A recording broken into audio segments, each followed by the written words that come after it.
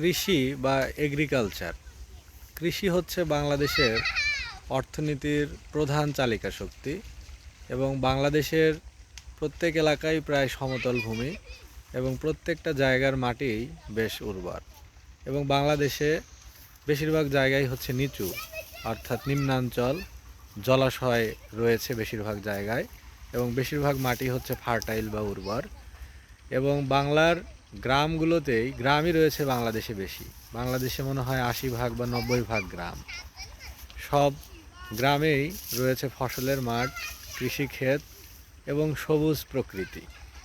ধীরে ধীরে যদিও গ্রাম শহর হয়ে যাচ্ছে, শহরের যে সভ্যতা, শহরের যে জীবনযাপন, জীবন ব্যবস্থা, সেটি গ্রামকে ধীরে ধীরে গ্রাস করে ফেলছে।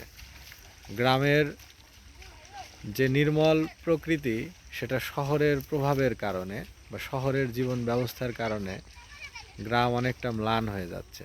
তবে এখনও বাংলার গ্রামগুলো আগের মতোই সুন্দর রয়েছে। এখানে আসলে এখনও সবুজের দেখা মেলে, এখানে আসলে এখনও অক্সিজেন সমৃদ্ধ মুক্ত বাতাসের সন্ধান পাওয়া যায়।